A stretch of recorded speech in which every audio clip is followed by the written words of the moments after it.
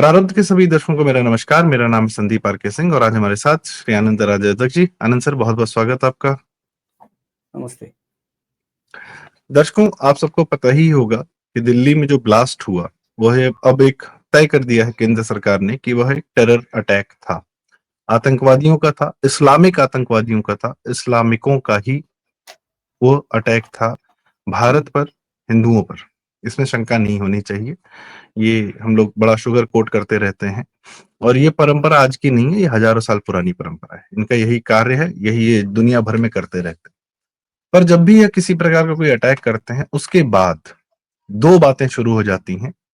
हम दोनों बातों के अलग अलग तरीके से करेंगे। पहली बात जो है, एक समाजवादी पार्टी का नेता है, मुंबई में बैठता है, आजमी करके है, तो वो कह रहा है कि आतंकवाद जो है, आतंकवादी पैदा क्यों होते हैं, जुल्म सितम के कारण आतंकवादी पैदा होते हैं। और जाहिर सी बात है कि मुसलमानों का जो रवैया होता है समाज के प्रति, उसको आनंद सर से बेहतर तो मैं नहीं मानता कोई और जानता है। आनंद सर, ये क्या कहना चाह रहा है और एक्चुअल इसका ट्रांसलेशन क्या है, क्या मतलब है? उसने एक टिपिकल, मतलब यूं कहिए पाकिस्तानी बॉल फेंका है, या I would say Islamic ball फेंका है। Pakistan, there is nothing called Pakistan. It is a, मतलब वो एक इस्लाम की लूटने वाली नीति का परिपाक है पाकिस्तान। ऐसा कोई देश नहीं है। It is actually an imagination which has become a nation. Pakistan east और वेस्ट जो है, ये इनकी इमेजिनेशन थी। हमारे बेवकूफ या कहे स्वार्थी या जो भी कहे, हमारे उन नेताओं के कारण वो नेशन हो गया। ठीक है। अब बात यह है कि इन्होंने जो कहा है कि उनका एग्जैक्ट वर्ड्स क्या है कि जुल्म और नाइंसाफी की कोख से आतंकवाद पैदा होता है। पहले तो उन्होंने कहा कि भाई मैं तो सरकार से कहूंगा जो मिले इनको ढूंढो और 6 महीने के अंदर फांसी दो। भाई 6 महीने के टाइम लिमिट लगाने वाले तुम कौन होते हो? अजमेर कांड के वो कौन था उनका, चिश्ती को 25 साल तुम लोगों ने छुपाया, तुम्हारी कौम ने छुपाया। 25 साल के बाद वो आदमी फरार था, मिल गया। तो 6 महीने के टाइम लिमिट लगाने वाले तुम कौन होते हो? एनीवे, लेकिन बात कन्हैया ये लाल है, के मर्डरर्स तो मिल चुके हैं सर, तब क्यों नहीं हाँ उनके तो उनके लिए फांसी क्यों नहीं मांगता? वो उस पर भी आता हूं, तो रिमाइंड करना मुझे उस बात का। बड़ा इंटरेस्टिंग टॉपिक है। तो ये बात जो है कि उसने कहा कि आतंकवाद जुल्म और नाइंसाफी से पैदा होते हैं। अब जुल्म का मतलब क्या है हमारे लिए? जुल्म के दो मतलब है। मतलब एक उनका मतलब उनके लिए होता है, एक हमारा मतलब हमारे लिए होता है। हम जुल्म को ऑपरेशन समझते हैं और नाइंसाफी तो नाइंसाफी है। तो क्या है कि यहां मैं कहूंगा कि हम पर जो जुल्म हुए, हिंदू होने के कारण हम पर जो जुल्म हुए, 1000 साल में जो इस्लामी रियासतों ने हम पर जो केवल हिंदू होने के कारण जुल्म हुए, जजिया क्यों लगाया गया? इन पर भी दूसरों ने राज किया है। अगर उन पर जजिया जैसी वसूलात होती ना, तो इस्लाम खत्म हो चुका होता वहां से। ठीक है। तो ये बात यह है कि जब ये जुल्म और नाइंसाफी से कहते हैं, तो मैं कहता हूं कि जुल्म और नाइंसाफी के अवैध संबंध से, नाइंसाफी फीमेल है, जुल्म मेल है, तो उनके, अब ये कहें कि मतलब एक टिपिकल मुस्लिम वर्ड है इसके लिए जिना, जिसे अवैध संबंध कहते हैं। तो जुल्म और नाइंसाफी के जिना से आतंकवाद पैदा होता है, जो इनका असली चेहरा है। और उस मतलब उस बेटे के उस आतंकवाद के सहारे ही तो इनकी क्या कहते हैं, इनकी बाजी टिकी रहती है, उनका शासन टिका रहता है। हदीस है भाई जो कहती है कि हमारा आतंक इतना हो कि 1 महीने की यात्रा जैसी दूरी पर, मतलब 1 महीने में उस जमाने में आदमी कितना ट्रेवल कर सकता था, तो उतने दूरी पर, मतलब जो गब्बर कहता है ना, 50-50 कोस पर, तो ये 1 महीने की दूरी पर भी हमारा आतंक हो, ये हदीस है। ठीक है। तो सर, इसका मतलब है शोले के डायलॉग जो है हदीसों से शोले ने उठाए गए। तो शोले ने तो हदीस खैर वो देखिए फिर डाइग्रेशन हो जाएगा जी। हाँ, वो छोड़िए।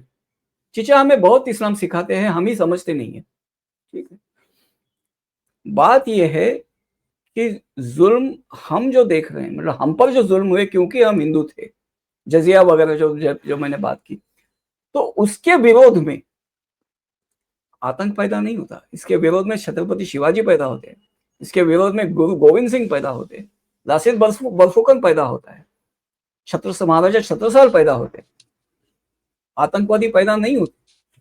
अब आई मीन आजमी ये बात क्या समझे, उसकी फितरत नहीं है समझने की। ठीक है, तो ये मेन बात है।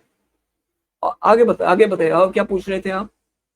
ये सवाल का तो मैंने जवाब दे दिया। हाँ, नहीं लेकिन इसमें एक थोड़ा सा मैं ये कहना चाहूंगा कि जो उसने कहा कि आतंकवाद इस कारण से पैदा होता है, ये अक्सर हमारे नैरेटिव चालू हो जाता है कि कश्मीर में कोई बच्चा कभी पुलिस ने पीट दिया तो कुछ हो गया तो वो बम बन के फट गया, और ये कि हेडमास्टर का लड़का था। और अभी भी ये जितने आतंकवादी पकड़े जा रहे हैं डॉक्टर्स, इनके परिवार के पास और इनके आसपास के लोगों के पास लोग जा रहे हैं और कह रहे हैं कि अरे तो बड़ा शांत था, ये तो बड़ा नॉर्मल इंसान था, ये तो ये नहीं था। तो यह जो एक बात, और यह बताने का कि कोई कारण था, सत्ता का कारण था, हिंदुओं ने कुछ कर दिया था, सरकार का कोई कारण था, ये इनको सर हमेशा एक कारण कैसे मिल जाता है अपने काम, इनको हमेशा बहाना क्यों मिल जाता है, इनको हमेशा बहाना क्यों चाहिए हिंदुओं को बेवकूफ बनाने के लिए? कर ये रहे हैं मजहबी काम, पर देखिए, हिंदुओं को बेवकूफ बनाने के लिए ये हमेशा इसमें बताते हैं कि कश्मीर नाम का एक बहाना है मेरे नहीं पास, नहीं नहीं, एक फिलिस्तीन नाम सेकंड। का बहाना है जी। सर इनका जो कहना है, जो वो मौलाना बरबाद जो थे हमारे पहले एजुकेशन मिनिस्टर, उन्होंने एक बात कही थी कि तुर्की के खिलाफत के खलीफा के सिपाही के पांव में कांटा चुभा तो यहाँ मुसलमान के दिल में चुभना चाहिए। और एक आयत हमें हमेशा कोट करते हैं, सूरह माइदा आयत नंबर 32, जो हमेशा इनके लोग हम पर फेंकते रहते हैं, झूठ फेंकते रहते हैं, मतलब आधी आयत फेंकते रहते हैं, जो कहते हैं कि जिसने एक आदमी का कत्ल कर दिया मानो सारी इंसानियत का कत्ल कर दिया। ठीक है, जिसने एक आदमी की जान बचा ली मानो सारी इंसानियत को बचा लिया। अभी उसमें जो मोबाइल के बिल में आता है ना, टीएनसी अप्लाई टाइप की, टीएनसी अप्लाई वहां पर भी है कि कत्ल कर दिया बिना, दो कंडीशंस में। एक किसास, मतलब उस आदमी का जो कत्ल करने वाला है, और जो मकतूल है मतलब जो कत्ल होता है, तो कत्ल जिसका कत्ल किया है उसने पहले कत्ल करने वाले का कोई आदमी मारा हो, तो that is blood vengeance, that is called किसास, तो गुनाह नहीं है। और दूसरा ये है कि जो आदमी मारा गया है, मुसलमान ने जिसे मारा है, वो अगर जमीन में फसाद फैलाता है, फसाद का मतलब क्या है, इस्लाम का विरोध किया तो भी फसाद हो गया, तो कोई भी बहाना चलता है उनको। और ये बात वो कभी बताते नहीं है, ये जो टीएनसी है बीच वाली, वो कभी बताते नहीं है। और आपको एक बात बताता हूं, ये आयत छोड़ के एक आयत छोड़ के पांच, ये 5:32 है, 5:34 जो है, ये उस किताब की सबसे डेंजरस आयत है मेरे हिसाब से, जो कहती है कि उन काफिरों पर जब तुम काबू पाओ, तब तक अगर उन्होंने इस्लाम कबूल नहीं किया है तो आप उनके नसीब के मुख्तार हो। मतलब यह नहीं मतलब होगा कि अगर उन्होंने कैप्चर कर लिया और तब आप इस्लाम कबूल करो तो आपको छोड़ देंगे, नहीं। हाँ, नहीं नहीं, आप एक मिनट फाइट छोड़ ही क्यों देने, कर रहे थे? एक सेकंड, छोड़ देने की बात नहीं है। बात यह है यहाँ इस्लाम, देखिए, अगर उनको ये कहा जाता है कि मुसलमान पर हमला नहीं करना चाहिए, और उसकी मुसलमान का माल जो है वो महफूज होना चाहिए दूसरे मुसलमान से। ठीक है, उसको लूटना नहीं चाहिए, उसकी औरतों के साथ कुछ नहीं, सेफ। तो आप समझते हो कि जब ये आए आप पर, काबिज हो गए आप, बताओ, आपने कहा कि मैं इस्लाम कबूल करता हूं, तो जरूरी नहीं है कि आपको छोड़ दिया जाए। That is up to the description of the commander of the invader, जो आपके साथ डील कर रहा हो वहां पर, जो मुखिया हो, उसके डिस्क्रिप्शन पे है 5:34, जो चाहे ये कर ले, उसकी तकदीर के तुम मालिक हो। तकदीर वर्ड अरबिक में भी वहां है, तो जी उनके तकदीर के तुम मालिक हो। मतलब बात हम्म, ये है कि अगर वो चाहे तो आपको छोड़ सकता है, आप उसको लगा आप काम के आदमी हो तो छोड़ सकता है, नहीं तो आपको वो मार सकता है। और आज की तारीख में बात ये है कि इतने दूर से इतने मेहनत के बाद अगर आपने उस पर काबू कर लिया है तो छोड़ने के लिए तो थोड़ी किया है। हम्म।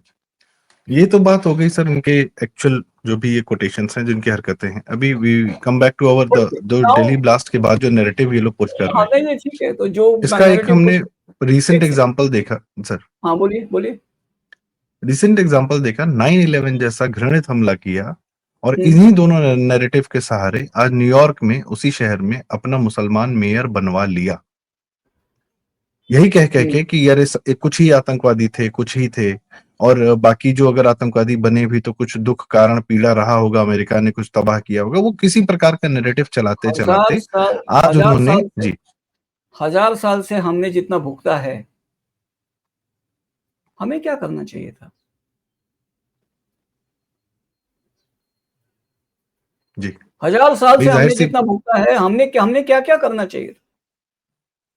वही आपने कहा कि उसका जवाब हमने हमारे यहाँ से शिवाजी महाराज, छत्रपति शिवाजी महाराज, नहीं वो भी देखिए, गुरु गोविंद सिंह वो इत्यादि ने अपने तरीके से दिया। उन्होंने केवल उसको रेजिस्ट किया। ये हाँ, जो बदला कहते हैं, हम्म, ये बदला क्या है? शिवाजी महाराज वगैरह ने बस वो जुल्म का विरोध किया, जुल्म सहने से विरोध किया, हम्म, उखाड़ तो नहीं पाए। हम्म, अपनी जिंदगी में उन्होंने केवल हिंदू पद पातशाही की स्थापना की, हम्म, मुगलों को उखाड़ तो नहीं पाए। वो हम्म, तो आगे जाके बाजीराव को करना पड़ा, उसके भी आगे जाके एटलीस्ट लोगों को नींव लड़ना रखी। पड़ा। नींव एटलीस्ट रखी हुई। आप देखिए गुरु गोविंद सिंह जी ने जो नींव रखी, आज वो पूरा पंथ कहाँ जाके किसके हाथ में जाके गिर पड़ा है। वो वो तो छोड़िए, वो एक अलग कहानी है। लेकिन उन लोगों ने अपनी तरफ से विरोध किया, हम्म, सशस्त्र विरोध किया। हम्म, बदले की भावना नहीं थी, इनका जो बदला है, मतलब जिनका उस कांड से कोई वास्ता नहीं, उससे भी ये मतलब ये अपनी मनमानी करके उसको बदले में कन्वर्ट करते हैं, बदला जी। बताकर जस्टिफाई करते हैं। अब मैं यही मेरा दूसरा यही सवाल यही आ रहा यही था नहीं सर। नहीं, सर, यही बात जो कहते हैं कि अभी ये कहा जाता है कि 6 दिसंबर को उनको सब करना था क्योंकि 6 दिसंबर को बाबरी टूटी थी। ठीक है, अब अगर हम ये कहें कि भाई अगर ये तारीखें एस्टेब्लिश की जाए, जो हमारे मंदिर टूटे थे वो तारीखें एस्टेब्लिश की जाए, और इनके मस्जिदों पर धावा बोल के मस्जिदें तोड़ी जाए कि भाई हमने उसका बदला लिया, ये क्या कहेंगे?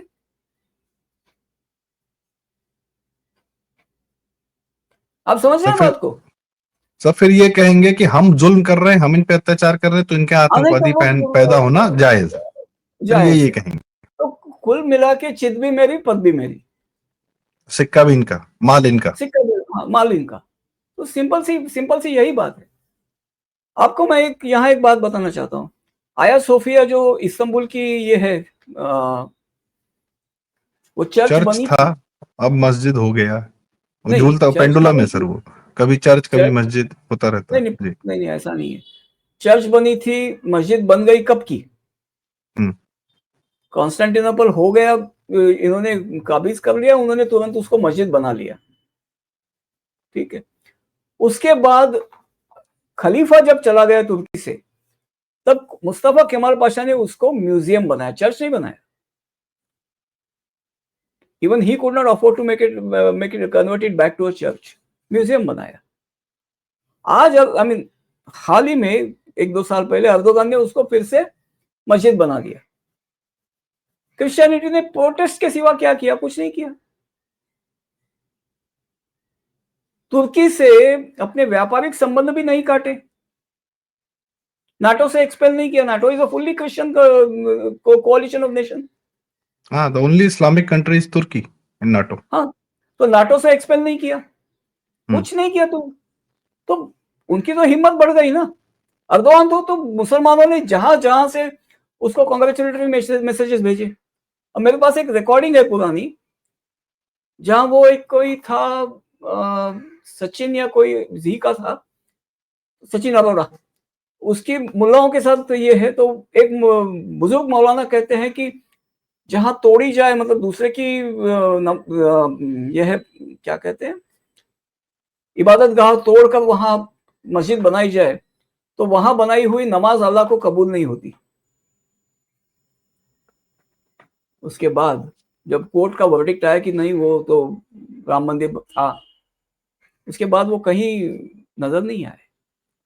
और अभी जो act of worship, I mean places of worship act जो है, तो उसके बारे में वो मौलाना को कहीं वो दिखाई नहीं देते और ये बात ही नहीं करते। मतलब आप बोलोगे ये नहीं, आप कानून की इज्जत रखोगे या नहीं, पार्लियामेंट ने पास किया उसकी इज्जत रखोगे या नहीं, यही बात शुरू कर देते साले।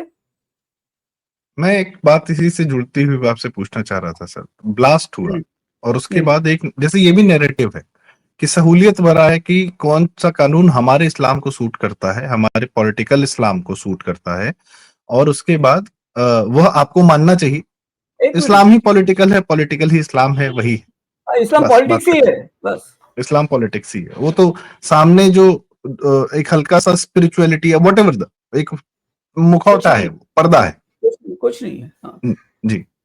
तो कहीं कहीं पब्लिक प्लेस पे, अभी बेंगलोर एयरपोर्ट पे बैठ के नमाज पढ़ रहे थे, तो वहां अपनी शक्ति प्रदर्शन है कि यहाँ हम आ चुके हैं, अभी हम धीरे धीरे फैलेंगे।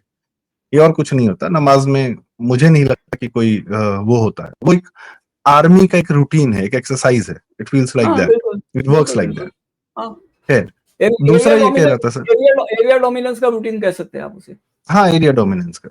जैसे हाँ कुछ जानवर लोग अपना एरिया डोमिनेट करते हैं ना सर, मार्क करते हैं ना, हाँ किसी और हाँ प्रकार हाँ। से, कुछ उसी प्रकार से। वो ठीक टांग है। उठाकर करते हैं ये और कुछ उठाकर कहते हैं, हाँ हाँ, वही। बस। हाँ तो ये कह रहा था कि एक नैरेटिव और शुरू हुआ कि बाकी मुसलमान इतने खराब नहीं हैं, बाकी इनोसेंट हैं। और इसमें कुछ हमारे हिंदू दो कौड़ी के सेकुलर राहुल पंडिता टाइप के लोग, कि तकलीफ यह है कि बाकी कश्मीरियों के साथ भारत में कहीं अत्याचार न होने शुरू हो जाए और बाकी मुसलमानों को उस बुरी नजर से न देखा जाए हिंदुओं द्वारा। और जब ये बगल में हमारे आके रह रहे हैं, अब क्या कौन गारंटी देगा कि बगल में अगर आके कमरा दिया, क्योंकि हिंदू हिंदू आदमी ने अपने किराए पे घर दिया था, वो कह रहा है हमें क्या पता भैया, हम कैसे वेरीफाई कर दें, पुलिस वेरिफिकेशन हो गया था, हमें क्या पता कि बम लाके रखा हुआ है, हम तो किराया लेते थे, बात खत्म। और उसके बाद जब इस घटना के बाद अगर आदमी इनको किराए पे मकान न दे, इनको अपने इलाके में बसने नहीं दे, तो वहां पे भी विक्टिम कार्ड कि भाई हमें बसने नहीं दिया। शबाना आजमी जैसी इंसान बोलती है कि हमें बसने नहीं दिया, मैं घर अरे नहीं। बहुत बहुत तो बहुत ये है। ये क्या है सर, कि तुरंत छिपकली की कटी पूंछ की तरीके से कि ये हमारे नहीं है, हम तो कुछ और हैं। अब बाद में इन्हीं में से फिर यही निकलते हैं। देखिए इनका ये विक्टिम क्या कार्ड का नैरेटिव, देखिए। ये क्या माइंडसेट है सर? ये क्या अपने बाकी इंसानों को, बाकी लोगों को हिंदुओं के साथ नहीं रहना सिखाते हैं, क्या करना चाहते हैं? नहीं, इसकी एक स्टाइल है इनकी। ये जो कहते हैं कि दूसरों का ये नहीं है, उसमें भी क्या है, ये यहाँ मुझे एक वो पाकिस्तानी एक्ट्रेस थी, वो मुझे याद आती है, क्या नाम था उसका मुझे मालूम नहीं है, उसका वीडियो याद आता है, जैसे चेकर्ड ग्रीन शर्ट पहना हुआ था, हाई फोरहेड, और माहिरा नाम था सर। वो 2 फिल्मों में काम की थी, इरफान के जो भी साथ है। में हिंदी मीडियम करके फिल्म आई थी, उसमें उन्होंने ठीक काम है किया था। या ठीक है। माहिरा, या पता नहीं कुछ और नाम था, कुछ था। एनीवे, तो उसका उस वीडियो में वो वहां के पाकिस्तानी टीवी पर एंकर से कह रही है कि हम यहाँ वहाँ गए थे और साथ में जो इंडियंस थे उनको तो बस उसके पासपोर्ट पे ठपाठप ठप्पे मार के निकाल दिए, मुसलमान भी थे उसमें से, वो भी निकल गए, लेकिन हमको अलग से रख दिया, हमारी फिर पूरी चेकिंग हुई तभी हमको जाने दिया। एंड शी वाज लिटरल, मतलब वो रो रही थी, उसको वो इतना इंसल्टिंग लगा था। अब है भी इंसल्टिंग, सबा ह्यूमिलिएटिंग तो कमर। है। सबा सबा कमर। कमर। ठीक है माहिरा शाहरुख खान के साथ रईस फिल्म में काम किया था। ठीक है, जो भी है। तो ये महिला ने, ये जो था, अब वो पाकिस्तान में बोल रही थी तो वो अपने कौम को वहां वो झकझोर रही थी कि तुम लोग के कारण हमें ये दिन देखने पड़ रहे हैं। लेकिन यहाँ का मुसलमान वो नहीं कहता, यहाँ का मुसलमान अपने कौम से नहीं कहता कि तुम लोग के कारण हमें शक की नजर से देखा जाता है। वो हमें ही कहता है कि आप सबके, उनके कारण आप हमें क्यों शक की निगाह से देख रहे हो, अपनी कौम को तुम नहीं सुधारोगे, अपनी ये कौम से जितने मतलब कोई, मुसलमान हैं सर जो ये ज्ञान कहीं देते भी, हैं। ये हाँ, ये कहीं भी अपने कौम को नहीं कहते कि तुम्हारे कारण हमको झेलना पड़ता है। यस। ये हमें ही ज्ञान देते हैं कि भाई उनके लिए आप इतने इंटॉलरेंट मत हो जाओ वगैरह वगैरह। मतलब इतनी डुप्लिसिटी जो है, मुझे एक्चुअली क्या है ना, वहां उनके सामने जो एंकर पड़ते हैं ना, मुझे उन पर गुस्सा आता है। और मुझे सच कहूं तो उन चैनल वालों पे गुस्सा आता है। क्यों जानते हैं? इनको बुलाने के लिए, इनको चैनल पे बुलाने के लिए वो हिंदूज को मॉडरेट करते हैं, ये मत बोलो, वो मत बोलो। हाँ, ये तो मैंने साफ मैं देखा है सर। मैं आपको बोलता हूं, अभी बीच में बड़ी गैप के लिए ये अपने रिजवान भाई और सुबू ही गायब थे। क्यों गायब थे? क्योंकि इन लोगों ने बोला था कि इनको लाना है तो हमें मत बुलाओ, अब इनको ये चाहिए, चैनल पर इनको ये चाहिए, तो इनको जो क्वेश्चन करे, सुबह ही क्वेश्चन करे या इरफान रिजवान का क्वेश्चन करे, तो वो उनको नहीं चाहिए। और इनको ज्यादा गुस्सा इसलिए आता है कि वो भी, रिजवान तो मुसलमान अभी भी है, सुबह ही मुसलमान थी, या जो भी है। तो जिस तरह से वो रशीदी जो है वो बोलता है सुबह, क्योंकि तुम्हारे तो माथे पे कलंक है, तुम हिंदू से शादी कर ली, अरे तो कलंक हो गया।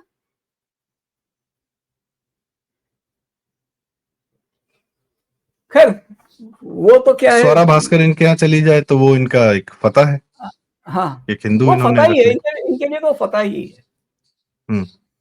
वो और शायद झंडा इसी गाड़ने के, इसी लव जिहाद इत्यादि इत्यादि को बचाए रखने के लिए ये जो इस प्रकार से जिहाद कर रहे हैं, या इनसे जो सामान खरीदा जाता है, या ये इनको जो हम अपनी सर्विसेज लेते हैं और पैसे देते हैं, उसी सिस्टम को बचाए रखने के लिए यह हिंदुओं को यह समझाना चाहते हैं कि भाई बाकी लोग खराब नहीं है, इक्का दुक्का होगा, इनसे ट्रांजैक्शन करते रहो। हम्म।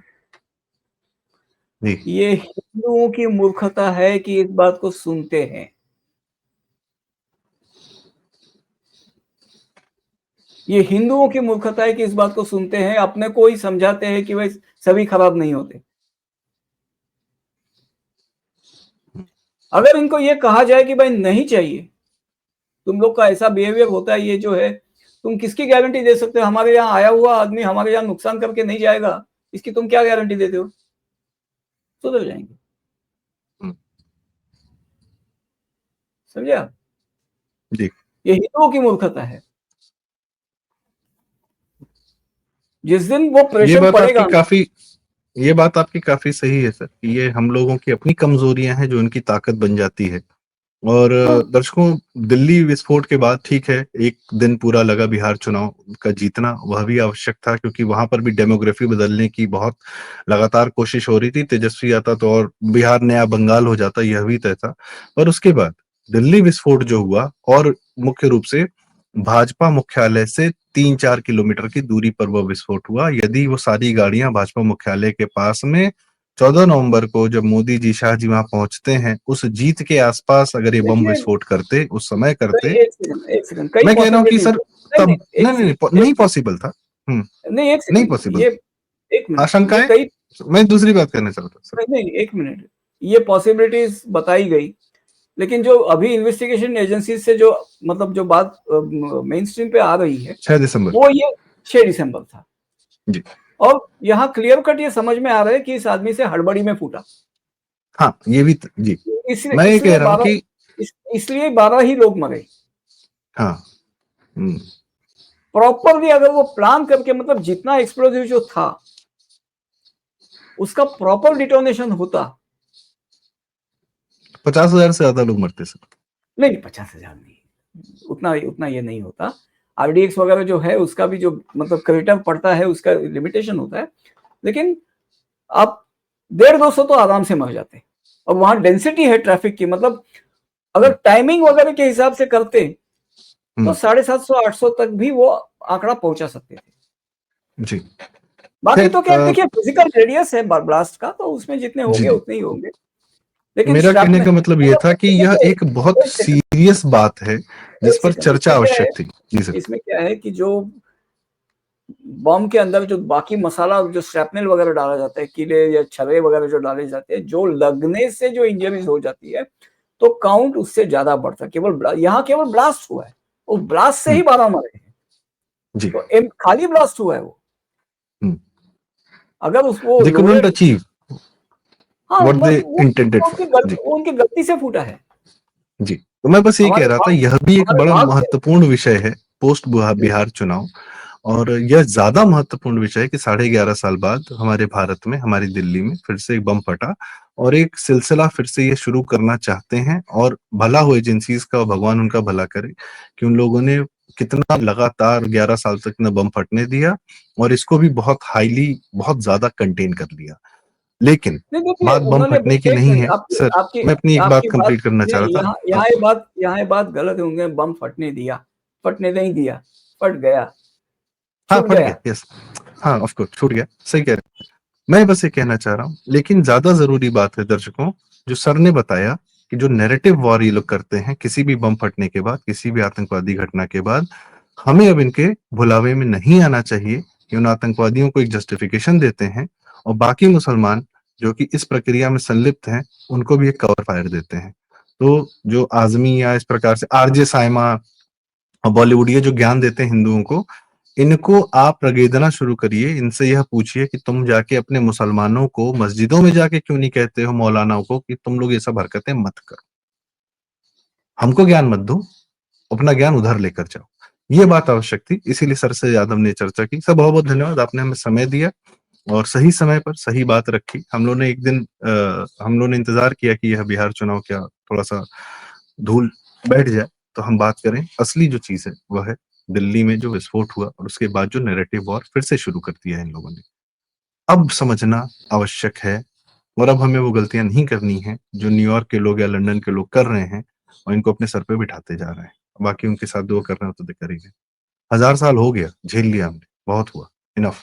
अब छत्रपति शिवाजी महाराज और गुरु गोविंद सिंह जी और लचित बोरफुकन, इन सब से सीखने की, प्रेरणा लेने की आवश्यकता है और पूरी तरह रेजिस्ट करना है।